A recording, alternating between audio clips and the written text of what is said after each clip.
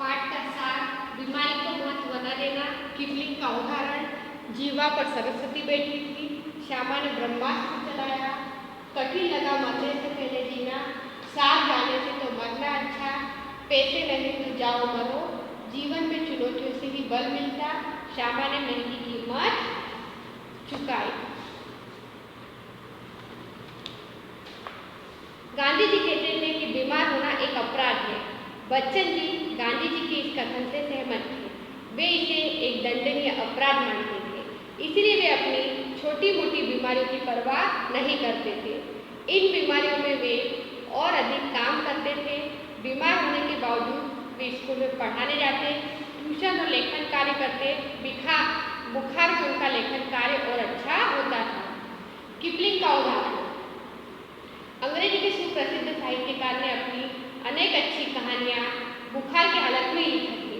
बच्चन जी ने भी दो चट्टानें आदि रचनाएं यूरिसी की बीमारी में लिखी थी और सिद्ध कर दिया था कि मार से भूत भागे या ना भागे, किंतु काम से बुखार अवश्य भाग जाता। उनका जो बुखार था वह मामूली नहीं था। उनका बुखार दिन पर दिन बढ़ते ही चला गया। 10 दिन चला, 20 दिन चला, महीने भर चला और 2 महीने तक चला। अब बुखार के साथ उनको ट्यूशन जाना पड़ता था, दिन भर स्कूल में पढ़ाना पड़ता था। बुखार का नमूना वही था, सुबह बिल्कुल नहीं और शाम को 101 से 102 के बीच आ जाता था। कमजोरी थी वो दिनों दिन बढ़ती जा रही थी और साथ ही साथ खांसी भी चालू हो गई थी। वे अपना होम्योपैथिक इलाज करा रहे थे क्योंकि एलोपैथी का इलाज तो बहुत महंगा था और वह उनके बूते के बाहर था। उस समय ऐसा लगा जैसे उनकी जीवा पर सरस्वती की बैठी हो। उन्होंने कहा कि श्यामा का बुखार मैं लेने जा रहा हूँ। क्या मैं बीमार हूँ इसीलिए श्यामा स्वस्थ है? वे बोलते थे कि मैं बीमार हूँ और श्यामा स्वस्थ है। जिसने पिछले 6 वर्षों से इस महीनों में ज्वर मुक्ति नहीं जानी, पर श्यामा को जो थी वो लेखक की बीमारी भीतर ही भीतर खाए जा रही थी। उसने एक दिन जीत पकड़ ली। श्यामा ने ब्रह्मास्त्र चलाया। बच्चन जी को अपना इलाज न कराते देखकर श्यामा ने ब्रह्मास्त्र चलाया, जब तक आप डॉक्टर को नहीं दिखलाएंगे मैं खाना नहीं खाऊंगी। तो लेखक डॉक्टर मुखर्जी के पास गए। मुखर्जी ने जब उन्हें चेक किया तो उन्होंने बताया कि उन्हें तपेदिक यानी टीबी का आक्रमण हुआ है।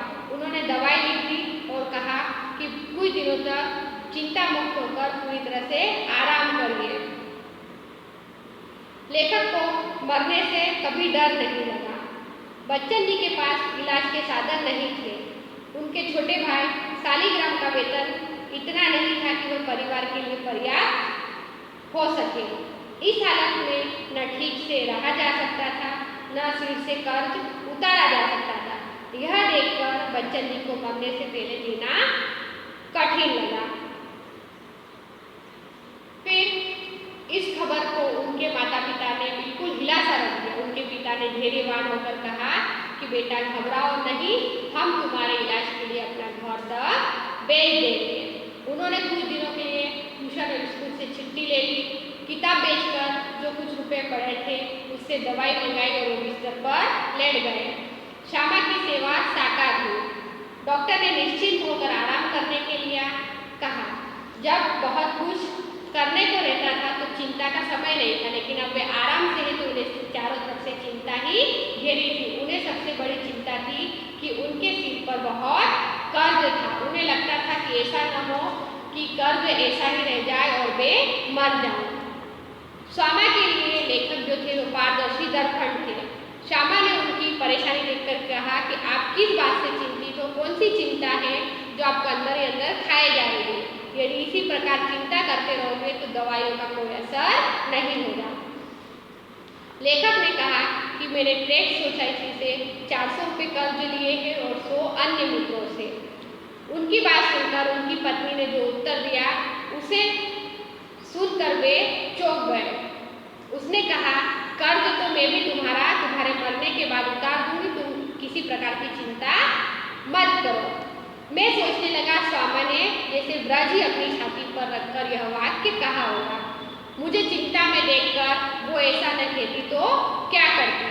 मैंने अपने आप को जो मरने के लिए छोड़ दिया था, अब वह मुझे एकदम गलत लग रहा था। मुझे अपने लिए नहीं तो अपनी पत्नी के लिए जीने के लिए संघर्ष करना होगा। श्यामा को मैंने अपने जीवन में कुछ नहीं दिया, कभी कुछ नहीं किया। अब यदि मैं उसे ऐसी स्थिति में छोड़ जाऊंगा कि मेरे मरने के बाद उसे हमेशा मेरा कर्ज उतारने की चिंता रहेगी, तो इसका सबसे बड़ा अपराधी मैं ही रहूंगा। मैं श्यामा के लिए किसी प्रकार की चिंता नहीं छोड़ पाऊंगा। मैंने अपनी सारी चिंताएं समाप्त कर दूंगा। फिर 15 दिन का मेरा लंबा इलाज चला तो मेरा पटुआ पूरा खाली हो गया। मैं कभी नहीं चाहता था कि मेरे पिताजी अपने घर को बेच दे। जो बुढ़ापे में वह शांति से जिस घर में बैठे रहे वही उनका शरण स्थल था। मैं उन्हें इस शरण स्थल से हटाना वंचित नहीं करना चाहता था। मैं चाहता था कि मेरे माता पिता दोनों इसी छत के नीचे अपनी अंतिम श्वास लें। एक दिन मुझे अपनी चिंताओं का अंत मिल गया और मैंने संकल्प किया।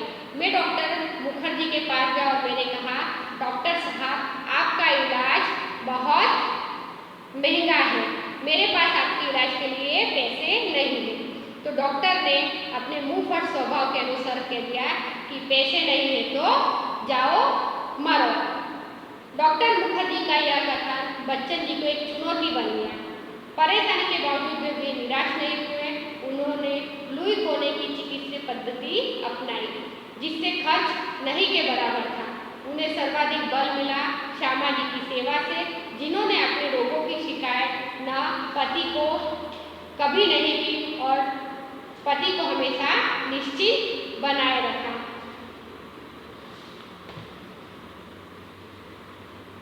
इस आत्मनियंत्रण से, उसकी इच्छा शक्ति से और उसके हठ योग से मैं तो पूरी तरह से स्वस्थ हो गया, लेकिन मुझे इसकी बहुत बड़ी कीमत चुकानी पड़ी।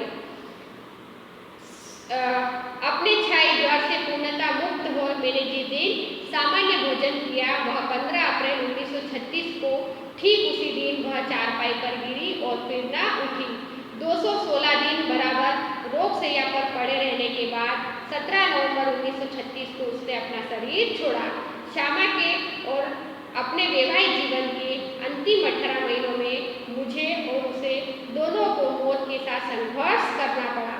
मेरे संघर्ष में श्यामा ने अपनी इतनी आंतरिक मंगल कामना दी, इतना सहयोग दिया, इतनी अपनी सेवा दी, इतना अपने को दिया, इतना अपनी ओर से मुझे चिंता में मुक्त रखा कि मैं उस संघर्ष में विजयी हुआ। पर उसके संघर्ष में बहुत मेरी शुभकामनाएं दी, बहुत सहयोग दिया, बहुत सेवा दी, बहुत अपने को दिया, पर वह पराजित हो गई। संभवतः एक मूर्ति की कमजोरी से वह मेरे विषय मृत्यु के अंतिम सांसों तक चिंता विमुक्त नहीं हो सके। जिस दिन बच्चन जी क्षय के द्वार से मुक्त हुए, उसी दिन श्यामा ने खाट पकड़ी और फिर वे कभी न उठी। उन्होंने अंतिम सांसों तक बच्चन जी का ख्याल रखा। बच्चन जी का ख्याल था श्यामा ने मेरी बीमारी लेकर और मुझे निश्चिंत रखने के प्रयत्न में भारी कीमत चुकाई। श्यामा जी सच्चे अर्थों में बच्चन जी की अर्धांगिनी थी। कुछ क्वेश्चन, लेखक को कौन कौन सी बीमारियां रहती थी? तो लेखक को जुकाम, बुखार, खांसी, सिर दर्द बीमारियां रहती थी। विश्राम तिवारी क्या कहा करते थे? विश्राम तिवारी कहा करते थे, मार के पीछे भूत भागे।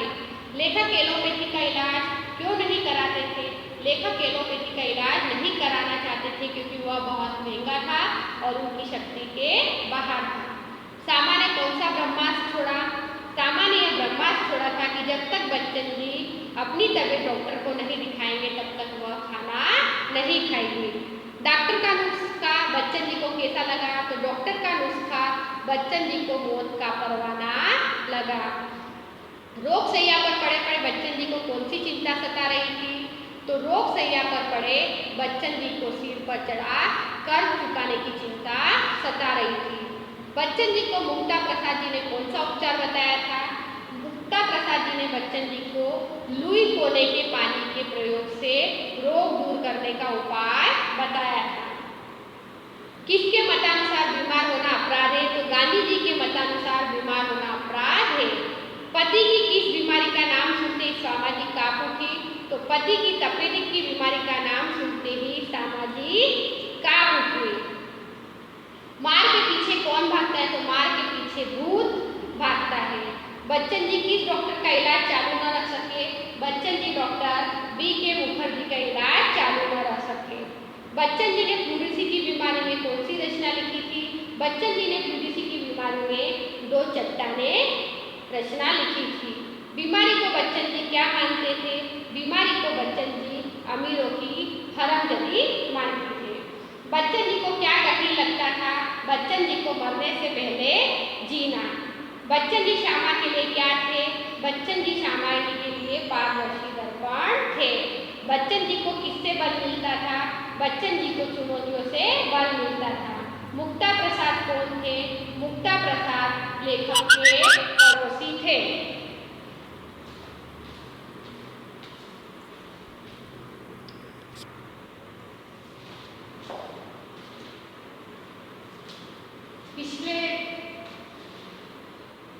पिछली बार हमने पढ़ी थी मात्राएं।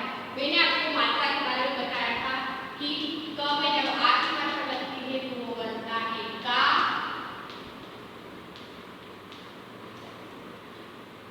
क में जब छोटी ई की मात्रा लगती है तो वो बनती है की। क में जब बड़ी ई की मात्रा लगती है तो वो बनती है की। जब क में छोटे ऊ की मात्रा लगती है तो वो बनता है ऊ। जब क में बड़े ऊ की मात्रा लगती है तो वो बनता है कु।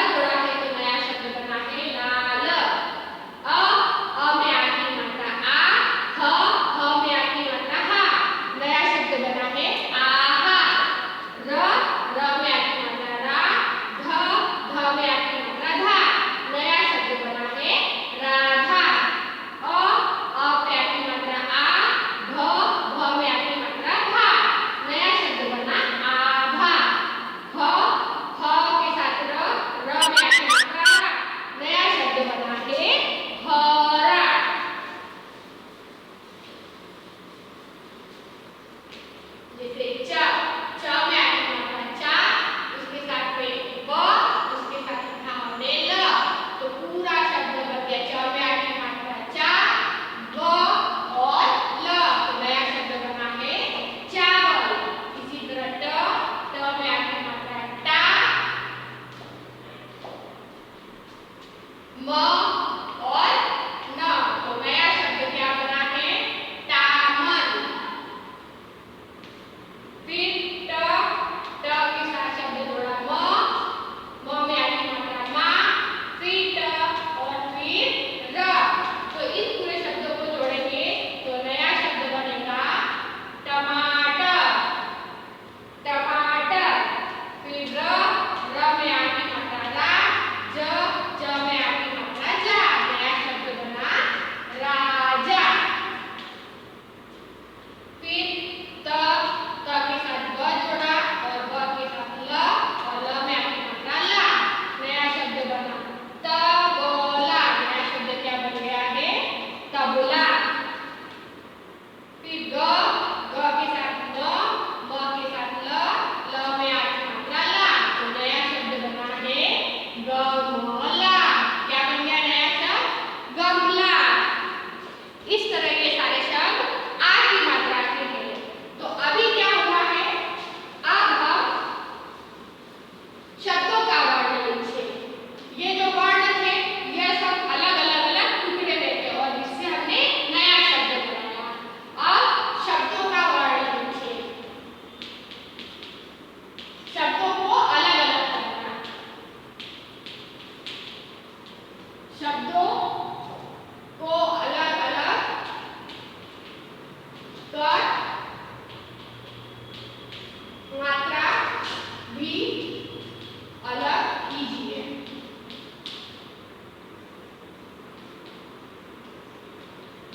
अब जैसे ये चावल शब्द है चावल, अब चावल इसमें हमको शब्द को अलग अलग करना है, तो कैसे करेंगे च के बाद में आ की मात्रा अलग, फिर व के बाद आ की मात्रा अलग। शब्दों का ये क्या हो गया वर्ण विच्छेद कर दिया है। फिर है चना, तो अब इसको कैसे करेंगे च के साथ न और या की मात्रा अलग, इसलिए शब्द चना में शब्द भी अलग हो गए और मात्रा भी अलग अलग हो गई। फिर ये राजा, तो राजा में क्या करेंगे र, फिर ये मात्रा की अलग की, फिर ज और ज के बाद ये मात्रा अलग की, तो ये शब्द बन गया राजा। राजा का वर्ण विच्छेद हमने इस तरह से किया। फिर जैसे ये है तबला, तबला में क्या करेंगे त ब को अलग करेंगे, ल को अलग किया और आ की मात्रा अलग, तो ये तबला शब्द का वर्ण विच्छेद हुआ। गमला,